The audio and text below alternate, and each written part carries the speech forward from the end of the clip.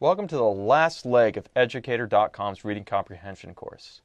In these last couple lessons, I'm going to help you not panic when you're doing a standardized test. What I mean by standardized tests are tests like the KC, the ACT, or the SAT, or any of those entrance exams that get really scary. You need to understand that this is an introduction to understanding these tests. I don't intend to cover everything here, but I am hoping that I will point you in the right direction so that you'll be able to know what to look for when you do study this in more depth. Lesson overview will be this. What do you do before you take a standardized test? Now, when I say before, I don't mean the night before, the week before. I mean months before or even years before you take one of those scary standardized tests to either leave high school or get into college.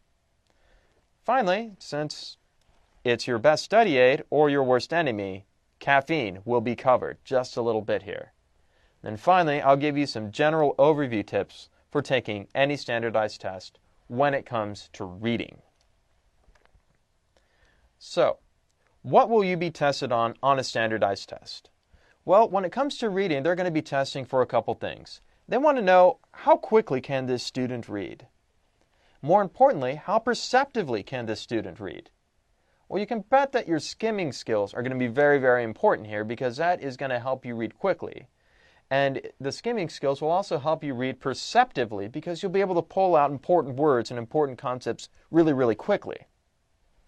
They're also going to test you on the strength of your vocabulary. They want to know that you can understand those $5 or $10 words very quickly so that when you're reading difficult material, you don't get stumped and stare at a word you don't know for hours and hours. They're going to test also the very basics of your critical thinking ability. And again, critical thinking is like working out a muscle in your brain. It takes time to get that going. It takes a lot of practice, but they'll also test you on that. 1, 2, 3, 4 things they're going to be testing on you when it's reading time. So ask yourself, can all this be learned in 2 weeks? Well, the answer is obviously not. So what do you do long before the test? Well, first off, please make sure you're reading on a regular basis. At Educator.com, I provided a reading list of just nonfiction books that you can read just for your own enjoyment and to keep you reading on a regular basis. This is going to help you with that standardized test. I realize a lot of you are probably already doing this, and I think that's great. Keep it up. This is what's going to count for the most when you take those standardized tests later on. Also, when you're reading, you may have heard that what you need to do is lock yourself in a Spartan study room with no windows and nothing on to distract you, and to stay in that place the entire time you're reading. This is actually not the best way to do it for most people. I recommend that when you're reading anything, you take that book with you and you move around from place to place in your house, or you move to a park, or you go to a library, or you go to a cafe, or you just move around as you're reading. And you don't always sit in the same room doing the same reading all the time. Very important that you find a place that's stimulating but not distracting. And what I mean by that is an environment that might be stimulating but not distracting could be something like a library with your headphones on. Okay, there's a lot of stuff going on in a library, but it's not like you're going to a rock concert where everything is going to be so loud and so distracting that you won't be able to get any reading done. So try to find an environment that's stimulating where there's, maybe people walking about, or maybe there's nice paintings on the walls to look at, or maybe there's a tree outside that you can look at every once in a while. But just as long as it's not so much that it overloads you. So, outside at the park on a sunny day is a nice stimulating but not distracting environment. Hanging out with your friends while they're watching a movie and playing video games would be a very distracting environment. Other thing I would recommend is that an active lifestyle is better than a sedentary one. Now, sedentary is basically sitting around. In fact, it comes from a Latin word that just means to sit. Active lifestyle is probably what a lot of you athletes out there already know what I'm talking about. I mean, I'm talking about playing soccer. I'm talking about, taking a nice walk. I'm talking about swimming, water polo, diving, whatever it is you do. Now, am I saying that you, as somebody who's not an athlete, has to be a stellar athlete to do well in the test? No. But what I am saying is that you have to think of your brain as part of your body. And that as you do things that are more active, your brain will actually get smarter too. There's a tendency to think that, well, I'm a bookish person, so I don't need to worry about my physical health because my brain does everything. It's not really true. You got to move around. You have to have some kind of exercise. This could be something as simple as walking around the block. Just don't make sure you're sitting down doing nothing all the time. Now that I've gone over those things, let me tell you a story about caffeine. Once upon a time, there was a student at a college, and at this college, she and her students were beginning their first semester. Turns out that this college campus was redoing the campus cafe. And then, so for the first 6 weeks, nobody was able to go, swipe their cards and get their lattes. And after this cafe was done, she noticed that everybody was walking around with the dark circles under their eyes, and they were doing the caffeine zombie walk. If you've never seen it, you'll know exactly what it is. Just look at your teachers close to the end of the semester. That's a caffeine zombie walk. Now, why do I mention this? Because every student, doesn't matter how great of a student you are, you're probably going to be drinking lots of caffeine sometime. This could be coffee, this could be soda, this could be Red Bulls, this could be 5-hour energy drinks, whatever it is, you are going to be drinking some caffeine later. This could be for late night cramming sessions. Maybe you've got to wake up at 6 in the morning to take an important test and you just need, that nice little energy drink in the morning. Or maybe that you, like so many other people, have found that cafes are great stimulating environments, that you can get a lot of reading and a lot of writing done.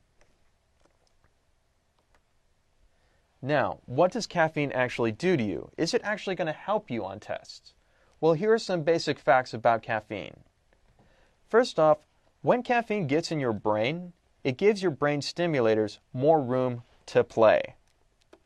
Now, what do I mean by that? Well, caffeine doesn't actually give you energy, but what it does is that there's a chemical in your brain that says, hey, it's time to slow down right now. And caffeine just tells that chemical to, hey man, be quiet. And then when that chemical says slow down, the stimulators in your brain just have more room to run wild and go crazy in your brain.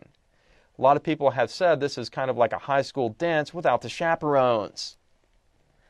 Now, caffeine does in fact speed up your productivity, especially for things like data entry. Now, you probably have never done that, but that's kind of like entering a lot of information in a bunch of cells on an Excel sheet that takes a long time. That's data entry. And you'll speed up the productivity there at the cost of accuracy. You'll be doing something very, very fast, but you'll probably be making a lot of typos and a lot of little mistakes as you're typing something in. So be careful about that. Caffeine, as probably most of you know, artificially elevates your heart rate. So your heart rate naturally gets elevated when you're running really hard or you're swimming or you're playing soccer. But with caffeine, it just gets to a natural elevated state and it'll stay high for, well, really no reason, just because you have caffeine. Now, on the day of the test, here are the things you need. You need your heart rate even and calm because you're going to be stressed out and it's going to rise naturally. And so if you combine that with caffeine, it might go a little too high. You will need to use your critical thinking skills. So the productivity of data entry is not using your critical thinking skills. It's just entering information into paper. You will also need to recall things from memory. Now, does caffeine help your memory? Yes, it does. However, you have to have caffeine again in order to recall those facts. So what I'm saying here is that I know that every student is going to drink caffeine, and I think that's great. However, on the day of the test, when you finally walk in and you're ready to take that big scary test, There is absolutely no substitute for a good 8 hours, 10 hours, 12 hours of solid sleep. And here's another quick fact. It will take 11 hours for caffeine to get out of your body. So, please be careful on the day of the test. Now, general test-taking tips. On the day of the test, arrive 15 to 30 minutes early. This is going to give you some time to get used to the environment, to calm your nerves, and to not be scared when you finally sit down and start filling out that paper. Number 2, relieve stress from your body. Now, like I said, you athletes, you already know how to do this. And you have to run around and you have to move. For those of you who don't know, you can just do this. Squeeze your hands together, really, really tight, and then just let it go. That will help. You can also use a stress ball or anything else that you can squeeze just to release tension just through your hands. And as I said, ensure 8 hours of sleep prior to the day of the test. Don't let yourself get distracted. Get a nice amount of sleep. After that, you can go nuts and party all night. But before the day of the test, sleep well and sleep hard. Now, during the test, here are some things that will help you. Number 1, jump around. Now, I don't mean jump around in your seat, but what I do mean is that there's going to be a big list of questions, and that what you should do is you don't need to take them in sequential order. You don't have to do number 1, number 2, number 3, number 4. You can do number 6, number 8, number 15, number 32, number 1. You don't have to take them in order. A lot of the tests are arranged with an order of difficulty, and some are arranged in order of random difficulty. So you just have to be brave and jump around. Figure out which problems are difficult. Do those last. Do the easy ones first. Not only will you build confidence this way, but you'll also be more likely to get correct answers later on those very difficult ones. Now, some tests arrange questions in order of difficulty from easiest to hardest, some arrange them from most difficult to easiest, and some just put them in kind of a random order. So know the test and figure out which ones are difficult. When reading, skim, do not scan. Skim, do not scan. It may seem kind of counterintuitive, but you're actually graded not on how well you're reading and how thoroughly you're reading, but how well you're answering those quiz questions. So what you need to do is you need to skim quickly and then answer the questions, and then that'll help you. Remember, you've been annotating like crazy, and I've hoped that that exercise has prepared you for these tests. When you get to the day of these tests, be prepared to answer the questions and keep those in mind first, and then skim. Most of the reading, you'll never actually have to scan them completely. Finally, after every third question, check your breathing. Now this seems really silly because you're thinking to myself, well, I'm just always breathing, aren't I? Well, it actually turns out under times of great stress, we actually hold our breath and forget to breathe. So what I mean by this is after every third question, don't just ask yourself, am I breathing? What I really mean for you to do is after every third question you answer, just go like this. And then remember, oh yes, I do have to breathe. I feel so much better now. Now, for your assignment for this little warm-up essay, is I want you to think about the next standardized tests that you're going to take. Common ones are the SAT, the KC, and the ACT. Whatever it is, no matter how far in the future it is, whether it's 3 months or 3 years, think about which one it is right now and write it down. Then I'd like you to go ahead and visit the library. And at the library, you're going to find a lot of guidebooks that will help you understand these tests better. Particularly with the reading, these are kind of difficult, and that's what I'm emphasizing right now. Just go ahead and look it up and ask yourself this question. What are these questions going to look like? And you'll find some sample ones.